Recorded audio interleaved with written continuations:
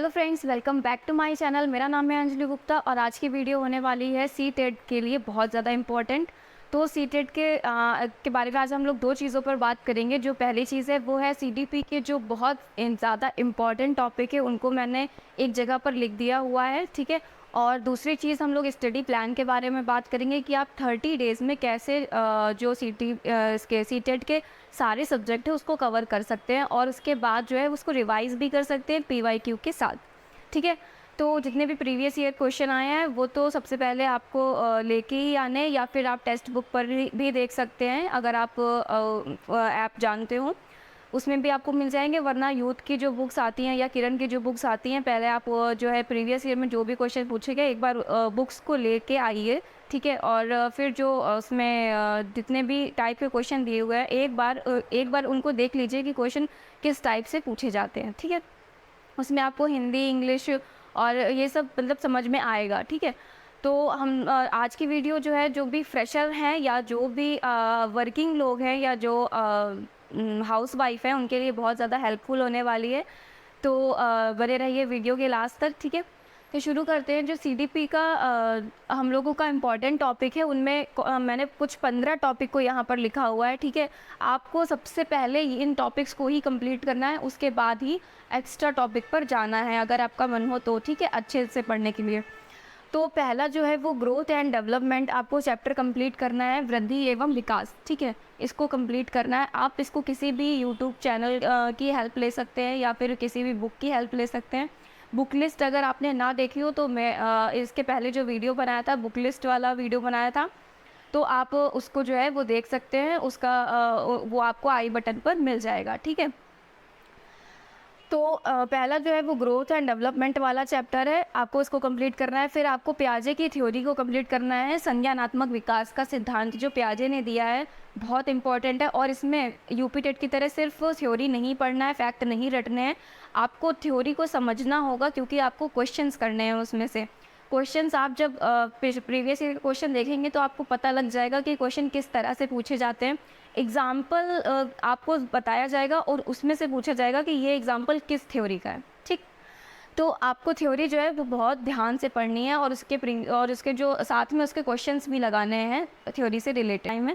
तो आप एक एक करके टॉपिक्स कंप्लीट करिए, उसके बाद ही और साथ में उसके क्वेश्चंस लगाते जाइए, उसके बाद ही कुछ मैराथन पर आइए सीडीपी के लिए, ठीक है। तो सीडीपी के लिए फिर ये सेकंड टॉपिक आपका हो गया पियाजे कॉग्निटिव डेवलपमेंट, वाइगॉत्स्की का। फिर आपको पढ़ना है सोशियो कल्चरल डेवलपमेंट, सामाजिक सांस्कृतिक विकास, वाइगॉत्स्की की थ्योरी पढ़नी है, ठीक है। फिर आपको कोहलबर्ग की मोरल डेवलपमेंट की थ्योरी पढ़नी है, नैतिक विकास का सिद्धांत। फिर आपको पहले इन थ्योरी को कंप्लीट करना है जो कि बहुत ज़्यादा इंपॉर्टेंट है, उसके बाद आप स्किनर और पावलर की थ्योरी को कंप्लीट कर सकते हैं, ठीक। फिर आप जो है इंटेलिजेंस वाले चैप्टर को कंप्लीट करेंगे। फिर NEP 2020 जो इस समय बहुत इंपॉर्टेंट चल रहा है, तो ठीक है, आपको एक बार NEP 2020 पढ़ लेना है, ठीक है। और फिर 8th है आपका इंक्लूसिव एजुकेशन, समावेशी शिक्षा, ठीक। 9th है आपका लैंग्वेज स्किल, भाषा कौशल जो कि होता है LSRW, लिसनिंग, स्पीकिंग, रीडिंग और राइटिंग, ठीक है। पहले लिसनिंग होती है, उसके किसी भी भाषा को सिखाने के लिए या सीखने के लिए पहले हमें उसको सुनना होता है, लिसनिंग, फिर स्पीकिंग, फिर रीडिंग और उसके बाद राइटिंग, ठीक है। इसको हम हिंदी में क्या बोलते हैं, सुबोपली, ठीक है। आपने बीएड या बीटीसी में पढ़ा होगा इसको ज़रूर से, ठीक है। फिर 10th नंबर है हमारा मोटिवेशन या अभिप्रेरणा। बाह्य और आंतरिक होती है अभिप्रेरणा, दो तरह से होती है, बाह्य अभिप्रेरणा होती है, आंतरिक अभिप्रेरणा होती है। इसको आप अच्छे से पढ़ लीजिएगा। फिर है NCF 2005 जो कि बहुत इंपॉर्टेंट है, ये भी आपका, ठीक है। NCF 2005 और RTE 2009 किसी भी टीचिंग एग्जाम के लिए बहुत ज़्यादा इंपॉर्टेंट रहते हैं, ठीक है, ये दोनों। फिर आपका 12 नंबर है जो आकलन और मूल्यांकन। इसमें आपको मूल्यांकन के तरीके पता होने चाहिए किस तरह से होते हैं, ठीक है। और CCE पढ़ना है आपको, कंटिन्यूअस कॉम्प्रिहेंसिव जो इवैल्यूएशन है, सतत एवं व्यापक मूल्यांकन, ठीक है। फॉर्मेटिव, समेटिव असेसमेंट, जो भी असेसमेंट होते हैं आपको एक बार पढ़ने हैं उनको।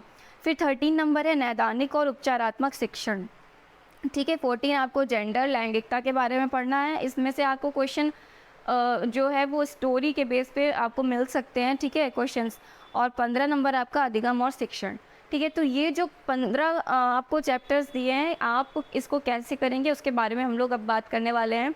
तो आपका जो 30 डेज़ का स्टडी प्लान रहेगा वो उसको आप 15 डेज़ में सबसे पहले डिवाइड कर लीजिए कि आप पहले के 15 डेज़ में क्या करना चाहते हैं, ठीक है, और बाद 15 डेज़ में आप क्या करना चाहते हैं, ठीक, इसको डिवाइड कर लीजिएगा। पहले आपको लेना है, अगर आप सीडीपी आपको टफ़ लगती है तो सबसे पहले आपको क्या करना है, सीडीपी के एक-एक टॉपिक को कंप्लीट करते जाना है और उसका जो उससे रिलेटेड क्वेश्चन है वो आपको करते जाने हैं, ठीक है।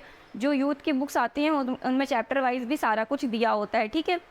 आपको चैप्टर वाइज़ क्वेश्चंस देखने को मिल जाएंगे एक जगह पर, ठीक है। तो 15 दिन में आपको सबसे पहले क्या करना है, सारे सब्जेक्ट एक साथ लेके नहीं चलने हैं, इसमें मतलब फिर आपको ही प्रॉब्लम हो जाएगी कि क्या पढ़ें क्या ना पढ़ें। और आप अगर मतलब वर्किंग है या हाउसवाइफ जो भी हैं, तो फिर आपको जो कम टाइम में कैसे पढ़ना है, मतलब अगर आपने फॉर्म फिल किया है वो, तो मैं इतना एक्सपेक्ट आपसे कर सकती हूँ कि जो मतलब 3 से 4 घंटे तो आप निकाल ही सकते हैं, ठीक है, पूरे दिन में। तो आपको उतने में 1 महीने में कंप्लीट हो जाएगा। सबसे पहले आपको 2 सब्जेक्ट लेके चलने हैं, सीडीपी आप लेके चलिए, ठीक है, पहला सब्जेक्ट, और दूसरा आपका रहेगा इसमें हिंदी, ठीक है। दूसरा आपका सब्जेक्ट क्या रहने वाला है, हिंदी का, ठीक है। इसमें 2 सब्जेक्ट लेके चल रहे हैं और आपको मैथ्स के लिए 15 नंबर की मैथ्स जो है वो आपकी सॉल्विंग वाली आती है और 15 नंबर की पेडागॉजी आती है। पेडागॉजी के लिए क्या करना है, मैंने इससे पहले वीडियो में सब कुछ बताया हुआ है डिटेल से, ठीक है। तो पेडागॉजी के लिए आप जो है वो देख सकते हैं मैराथन वगैरह, और उसके बाद उसको जो है नोट्स बना लीजिए और उसी पे ही प्रैक्टिस कीजिए, ठीक। तो ये सीडीपी और हिंदी साथ साथ लेके चल सकते हैं। और सेकंड जो आपका रहेगा 15 दिन में, आप क्या करेंगे कि ईवीएस, ठीक है, और आपका इंग्लिश। अब ऐसा नहीं कि 15 दिन में इसको पढ़ लेने के बाद आप रिवीजन नहीं करेंगे, इन 15 दिन में आप सीडीपी के क्वेश्चंस जो हैं वो लगातार लगाते रहेंगे, ठीक है। लेकिन इन दोनों में आपको एक कॉमन चीज़ रखनी है, वो मैथ्स आप 1 घंटे 15 क्वेश्चंस के लिए तो दे ही सकते हैं, उतने में आपका बहुत कुछ हो जाएगा। अगर आपने सिर्फ प्रीवियस ईयर भी सारे लगा लिए ना, क्वेश्चंस बहुत रिपीट होते हैं और एक ही टाइप के क्वेश्चन हर बार पूछे जाते हैं, मतलब, ठीक है। तो आपको क्या करना है, मैथ्स जो है वो आपको दोनों में रखना है, ठीक। मैथ्स आप 1 घंटा या दोनों में रख लीजिए, और जो है आप 2 घंटे इस सीडीपी को दे रहे हैं तो 1 घंटा आप हिंदी को दे दीजिए, ठीक है। तो हिंदी के लिए आपको बेसिक जो भी जितनी चीज़ें हैं, जैसे संज्ञा सर्वनाम विशेषण और समास संधि अलंकार, ये सारी चीज़ें जो हैं वो एक बार अपने लूसेंट से या इसको कंप्लीट कर लीजिए, ठीक है, या किसी की वीडियो से ही कंप्लीट कर लीजिए। और उसके बाद उसको कंप्लीट करके आप जो है प्रैक्टिस सेट लगा शुरू कर सकते हैं, ठीक है। फिर ऐसे ही आपको ईवीएस के जो है एनसीईआरटी 3 to 5 वाली सबसे पहले उसे कंप्लीट करना है।